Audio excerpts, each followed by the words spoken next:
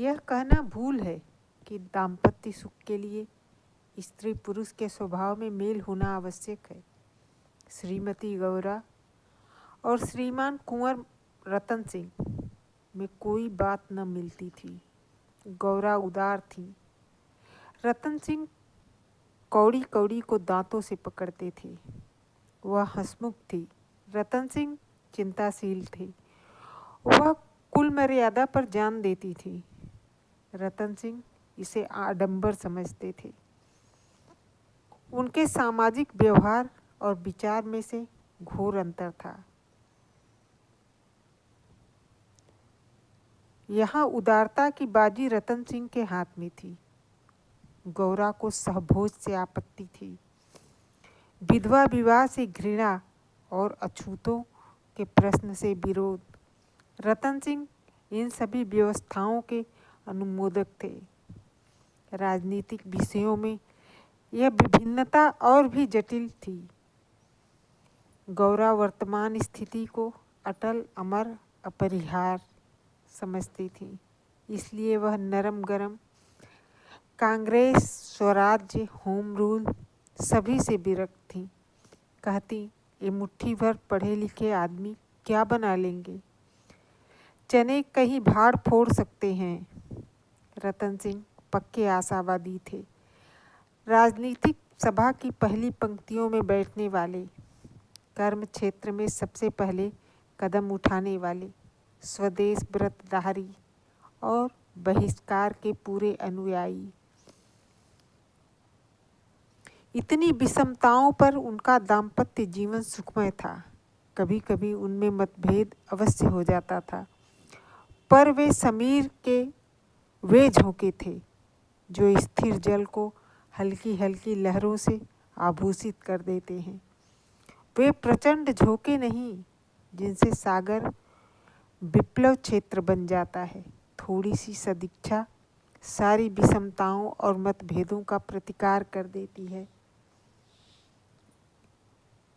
विदेशी कपड़ों की होलियां जलाई जा रही थीं। स्वयं सेवकों के जत्थे भिखारियों की भांति द्वार पर खड़े हो होकर विलायती कपड़ों की भिक्षा मांगते थे। और ऐसा कदाचित ही हो कि कोई द्वार था जहां उन्हें निराश होना पड़ता हो। खद्दर और गाढ़े के दिन फिर गए थे। नयन सुख नयन दुख, मलमल और तंजेब तनबेद हो गए थे।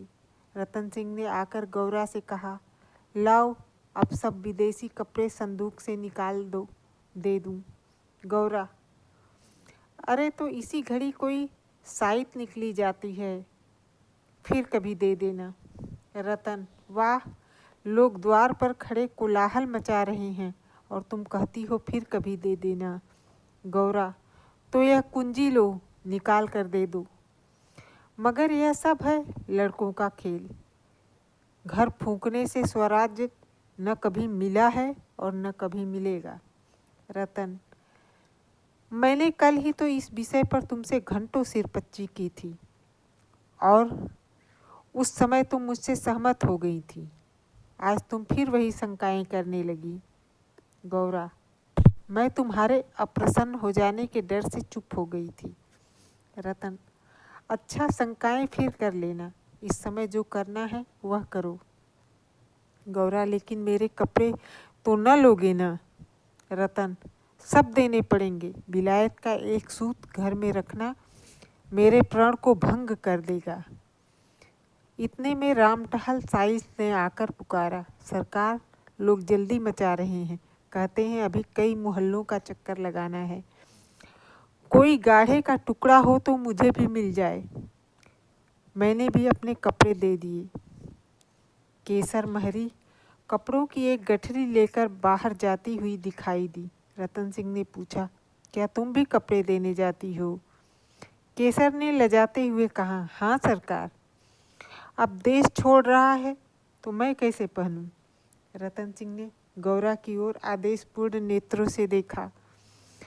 अब वह विलंब न कर सकी। लज्जा से सिर झुकाए संदूक खोलकर कपड़े निकालने लगी। एक संदूक खाली हो गया तो उसने दूसरा संदूक खोला। सबसे ऊपर एक सुंदर रेशमी सूट रखा हुआ था जो कुंवर साहब ने किसी अंग्रेजी कारखाने में सिलवाया था। गौरा ने पूछा, क्या सूट भी निकाल दूं? रतन, हाँ हाँ, इसे किस दिन के लिए रखोगी?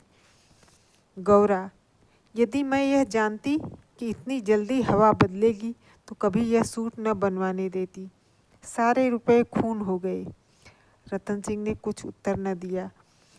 यह तब गौरा ने अपना संदूक खोला और जलन के मारे स्वदेशी विदेशी कपड़े निकाल निकाल कर फेंकने लगी। वह आवेश प्रवाह में आ गई। उनमें कितनी ही बहुमूल्य फैंसी जैकेट और साड़ियाँ थीं जिन्हें किसी प्रकार पहनकर वह फूली न समाती थी। बाज बाज साड़ियों के लिए उसे रतन सिंह से बार बार तकाजे करने पड़े थे, पर इस समय सब की सब आंखों में खटक रही थी। रतन सिंह उसके भाव को ताड़ रहे थे। स्वदेशी कपड़ों को निकाला जाना उन्हें अखर रहा था, पर इस समय चुप रहने में कुशल समझते थे। तिस पर भी दो एक बार वाद विवाद की नौबत आ ही गई। एक बनारसी साड़ी के लिए वह झगड़ बैठे। उसे गौरा के हाथों से छीन लेना चाहा, पर गौरा ने एक न मानी, निकाल ही फेंका। सहसा संदूक में से एक केसरिया रंग की तंजेब की साड़ी निकल आई, जिस पर पक्के आंचल और पल्ले टंगे हुए थे। गौरा ने उसे जल्दी से लेकर अपनी गोद में छिपा लिया। रतन सिंह ने पूछा, कैसी साड़ी है? गौरा, कुछ नहीं, तंजेब की साड़ी है, आंचल पक्का है। रतन सिंह, तंजेब की है तब तो जरूर ही विलायती होगी, उसे अलग क्यों रख लिया? क्या वह बनारसी साड़ियों से अच्छी है? गौरा, अच्छी तो नहीं है, पर मैं इसे न दूंगी। रतन, वाह, विलायती चीज को मैं न रखने दूंगा, लाओ इधर। गौरा, नहीं, मेरी खातिर से इसे रहने दो। रतन, तुमने मेरी खातिर से एक भी चीज न रखी, मैं क्यों तुम्हारी खातिर करूं? गौरा, पैरों पड़ती हूँ, जिद न करो। रतन, स्वदेशी साड़ियों में से जो चाहे रख लो, लेकिन इस विलायती चीज को मैं न रखने दूंगा। इसी कपड़े की बदौलत हम गुलाम बने। यह गुलामी का दाग मैं अब नहीं रख सकता, लाओ इधर। गौरा, मैं इसे न दूंगी, एक बार नहीं 1000 बार कहती हूँ कि न दूंगी। रतन, मैं इसे लेकर छोड़ूंगा, इस गुलामी के पटके को, इस दासत्व के बंधन को किसी तरह न रखूंगा। गौरा, नाहक जिद करते हो। रतन, आखिर तुमको इससे क्यों इतना प्रेम है? गौरा, तुम तो बाल की खाल निकालने लगते हो। इतने कपड़े थोड़े हैं, एक साड़ी रख ही ली तो क्या? रतन, तुमने अभी तक इन होलियों का आशय ही नहीं समझा। गौरा, खूब समझती हूँ, सब ढोंग है, 4 दिन में जोश ठंडा पड़ जाएगा। रतन, तुम केवल इतना बतला दो कि यह साड़ी तुम्हें क्यों इतनी प्यारी है, तो शायद मैं मान जाऊं। गौरा, यह मेरी सुहाग की साड़ी है। रतन, जरा देर सोच कर, तब तो मैं इसे कभी न रखूंगा।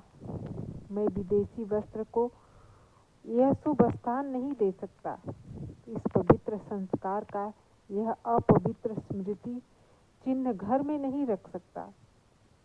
मैं इसे सबसे पहले होली को भेंट करूंगा। लोग कितने हतबुद्धि हो गए थे कि ऐसे शुभ कार्यों में भी विदेशी वस्तुओं का व्यवहार करने में संकोच न करते थे। मैं इसे अवश्य होली में दूंगा। गौरा, कैसा असगुन मुंह से निकालते हो?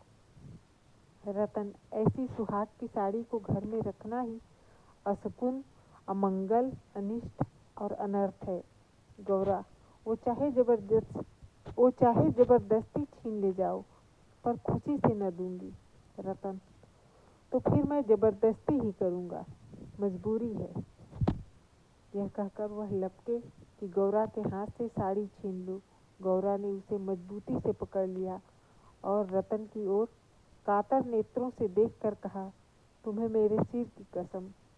केसर महरी बोली, बहू जी की इच्छा है तो रहने दीजिए। रतन सिंह के बढ़े हुए हाथ रुक गए, मुख मलिन हो गया। उदास होकर बोले, मुझे अपना व्रत तोड़ना पड़ेगा, प्रतिज्ञा पत्र पर झूठे हस्ताक्षर करने पड़ेंगे। खैर यही सही। शाम हो गई थी। द्वार पर स्वयं सेवक गण शोर मचा रहे थे। कुंवर साहब जल्दी आइए, श्रीमती जी से भी कह दीजिए हमारी प्रार्थना स्वीकार करें, बहुत देर हो रही है। उधर रतन सिंह असमंजस में पड़े हुए थे कि प्रतिज्ञा पत्र पर कैसे हस्ताक्षर करूं। विदेशी वस्त्र घर में रखकर स्वदेशी व्रत का पालन क्यों कर होगा। आगे कदम बढ़ चुका है, पीछे नहीं हट सकता। लेकिन प्रतिज्ञा का अक्षरशः पालन करना अभीष्ट भी तो नहीं, केवल उसके आशय पर लक्ष्य रहना चाहिए। इस विचार से मुझे प्रतिज्ञा पत्र पर हस्ताक्षर करने का पूरा अधिकार है। त्रिया हट के सामने किसी की नहीं चल सकती। यूँ चाहूँ तो एक ताने में काम निकाल सकता हूँ, पर उसे दुख होगा। बड़ी भावुक है, उसके भावों का आदर करना मेरा कर्तव्य है। गौरा भी चिंता में डूबी हुई, सुहाग की साड़ी का चिन्ह उसे आग कितना अपशगुन की बात है कि कभी कभी बालकों की भांति जिद करने लगते हैं, अपनी धुन में किसी की नहीं सुनते, बिगड़ते हैं तो मानो मुंह ही नहीं सीधा होता।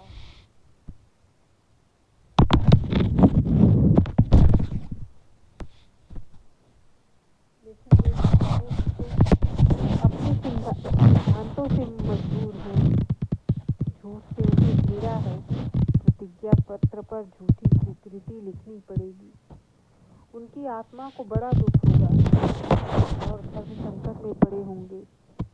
यह भी तो नहीं हो सकता कि सारे शहर में स्वदेशानुरागियों के सिरमौर बनकर उस प्रतिज्ञा पत्र पर हस्ताक्षर करने से आनाकानी करें। कहीं मुंह दिखाने को जगह न रहेगी, लोग समझेंगे बना हुआ है, पर शकुन की चीज कैसे दूं। इतने में उसने राम टहल साइस को सिर पर कपड़ों का गट्ठर लिए बाहर जाते देखा। केसर महरी भी एक गट्ठर सिर पर रखे हुए थी। पीछे पीछे रतन सिंह हाथ में प्रतिज्ञा पत्र लिए जा रहे थे। उनके चेहरे पर ग्लानि की झलक थी, जैसे कोई सच्चा आदमी झूठी गवाही देने जा रहा हो। गौरा को देखकर उन्होंने आंखें फेर ली और चाहा कि उसकी निगाह बचाकर निकल जाऊं।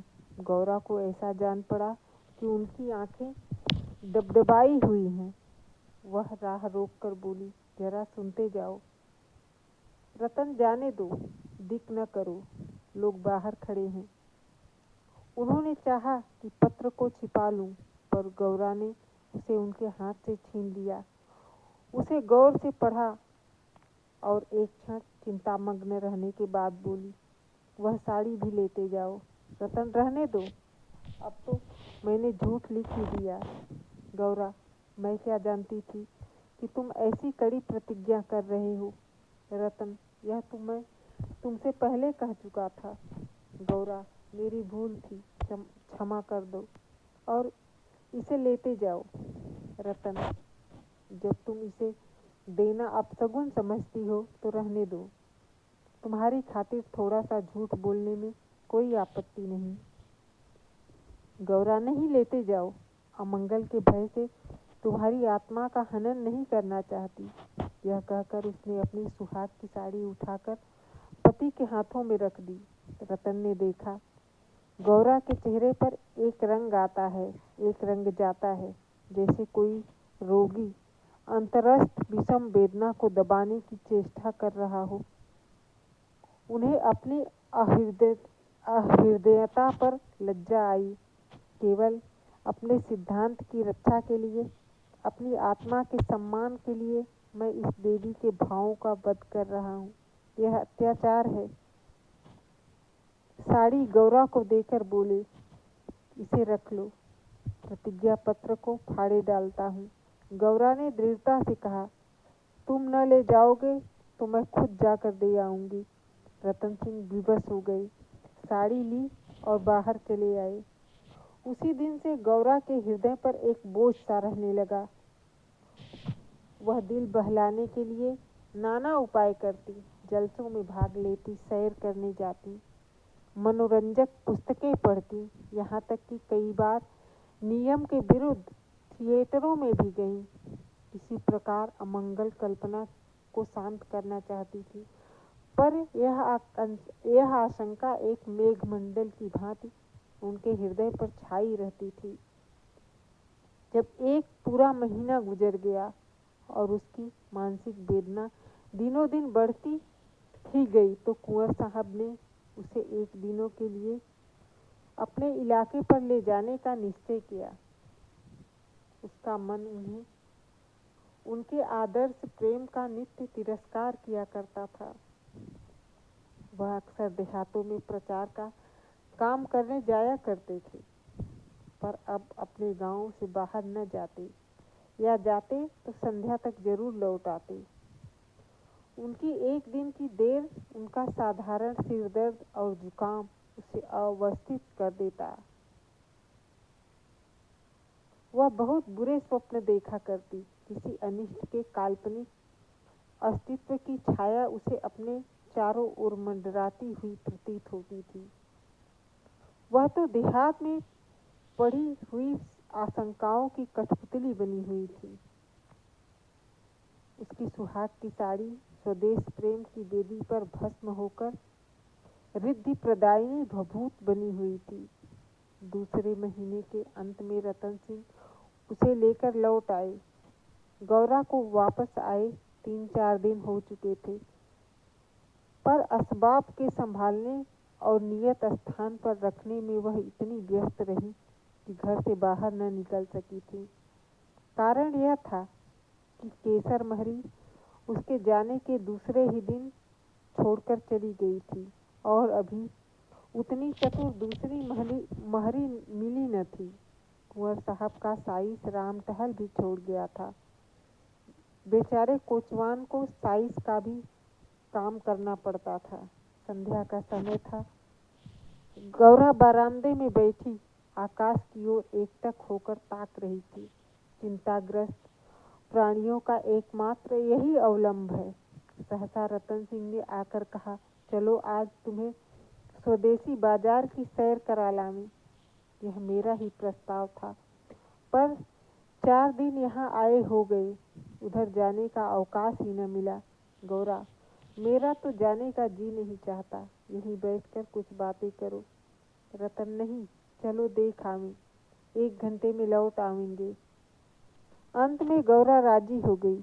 इधर महीनों से बाहर न निकली थी। आज उसे चारों तरफ एक विचित्र शोभा दिखाई दी। बाजार कभी इतनी रौनक पर न था। वह स्वदेशी बाजार में पहुंची तो जुलाहों और कोरियों को अपनी अपनी दुकानें सजाए बैठे देखा। सहसा एक वृद्ध कोरी ने आकर रतन सिंह को सलाम किया। रतन सिंह चौंक कर बोले, राम टहल, तुम अब कहाँ हो? राम टहल का चेहरा स्त्री संपन्न था। उसके अंग अंग में आत्मसम्मान की आभा झलक रही थी। रतन सिंह को कभी अनुमान न हुआ था कि यह अस्तबल साफ करने वाला बुढ़ा राम टहल इतना सौम्य, इतना भद्र पुरुष है। वह बोला, सरकार, अब तो अपना कारोबार करता हूँ। जब से आपकी गुलामी छोड़ी है, तब से अपने काम में लग गया। आप लोगों की निगाह हम गरीबों पर हो गई, हमारा भी गुजर हो रहा है। नहीं तो आप जानते ही हैं कि किस हाल में पड़ा हुआ था। जात का कोरी हूँ, पर पापी पेट के लिए चमार बन गया था। रतन, तो भाई अब मुंह मीठा कराओ। यह बाजार लगाने की मेरी ही सलाह थी। बिक्री तो अच्छी होती है। राम टहल, हाँ सरकार, आजकल खूब बिक्री हो रही है। माल हाथों हाथ उड़ जाता है। यहाँ बैठते हुए 1 महीना हो गया, पर आपकी कृपा से लोगों के 4 पैसे थे, वे बेबाक हो गए। भगवान की दया से रूखा सूखा भोजन भी दोनों समय का मिल जाता है, और क्या चाहिए। मालकिन की सुहाग की साड़ी का होली में आना कहिए, बाजार का चमकना कहिए। लोगों ने कहा, जब इतने बड़े आदमी होकर ऐसे शकुन की चीज की परवाह नहीं करते, तो फिर हम विदेशी कपड़े क्यों रखें। जिस दिन होली जली है, उसके 2-3 दिन पहले ही सरकार इलाके पर चले गए थे। उसके पहले भी सरकार कई दिनों तक घर से बहुत कम निकली। मैं तो यही कहूँगा कि यह सारी माया उसी सुहाग की साड़ी की है। इतने में एक अधेड़ स्त्री गौरा के सामने आकर बोली, बहू जी, मुझे मुझे तो मुझे भूल तो नहीं गई। गौरा ने सिर उठाया तो सामने केसर महरी खड़ी थी। वह सुंदर साड़ी पहने हुए थी, हाथ पांव में मामूली गहने भी थे, चेहरा खिला हुआ था। स्वाधीन जीवन का एक का गौरव एक एक भाव से प्रस्फुटित हो रहा था। गौरा ने कहा, इतनी जल्दी भूल जाऊंगी, अब कहाँ हो। हमें लौटने भी न दिया, बीच में ही उड़ के भागी। केसर, क्या करूं सरकार, अपना काम चलते देखकर सब्र न हो सका। जब तक रोजगार न चलता था, तब तक लाचारी थी। पेट के लिए सेवा टहल, कर्म कुकर्म सभी करना पड़ता था। अब आप लोगों की दया से हमारे भी दिन लौटे हैं। अब दूसरा काम नहीं किया जाता। अगर बाजार का यही रंग रहा तो अपनी कमाई खाए न चुकेगी। यह सब आपकी साड़ी की महिमा है। उसकी बदौलत हम गरीबों के कितने ही घर बस गए। एक महीना पहले इन दुकान वालों में से किसी की रोटियों का ठिकाना न था। कोई साइसी करता, कोई ताशे बजाता था, यहाँ तक कि कई आदमी मेहतर का काम करते थे। कितने ही भीख मांगते थे। अब सब अपने धंधे में लग गए हैं। सच पूछो तो तुम्हारी सुहाग की साड़ी ने हमें सुहागिन बना दिया, नहीं तो हम सुहागिन होते हुए भी विधवाएं थी। सच कहती हूँ, सैकड़ों जवानों से नित्य यही दुआ निकलती है कि आपका सुहाग अमर हो। जिसने हमारी राण जात को सुहाग दान दिया। रतन सिंह एक दुकान पर बैठकर कुछ कपड़े देखने लगे। गौरा का भावुक हृदय आनंद से पुलकित हो रहा था। उसकी सारी अमंगल कल्पनाएं स्वप्नवत विच्छिन्न होती जाती थी। आंखें सजल हो गई और सुहाग की देवी अश्रु संचित नेत्रों के सामने खड़ी आंचल फैलाकर उसे आशीर्वाद दे रही थी। उसने रतन सिंह को भक्तिपूर्ण आंखों से देखकर कहा, मेरे लिए भी एक साड़ी ले लो। जब गौरा यहाँ से चली तो सड़क की बिजलियां जल चुकी थी। सड़कों पर खूब प्रकाश था। उसका हृदय भी आनंद के प्रकाश से जगमगा रहा था। रतन सिंह ने पूछा, सीधे घर चलूं? गौरा, नहीं, छावनी की तरफ होते चलो। रतन, बाजार खूब सजा हुआ था। गौरा, यह जमीन लेकर यहाँ जमीन लेकर एक अस्थाई बाजार बनवा दो। स्वदेशी कपड़ों की दुकानें हों और किसी से किराया न लिया जाए। रतन, बहुत खर्च पड़ेगा। गौरा, मकान बेच दो, रुपए ही रुपए हो जाएंगे। रतन, और रहे पेड़ तले? गौरा, नहीं, गांव वाले मकान में। रतन, सोचूंगा। गौरा, जरा देर में इलाके भर में खूब कपास की खेती कराओ। जो कपास बोए उसकी बेगार माफ कर दो। रतन, हाँ, तदबीर अच्छी है, दूनी उपज हो जाएगी। गौरा कुछ सोचने के बाद, लकड़ी बिना दाम तो कैसा हो, जो चाहे चरखे बनवाने के लिए काट ले जाए। रतन, लूट मच जाएगी। गौरा, ऐसी बेईमानी कोई न करेगा।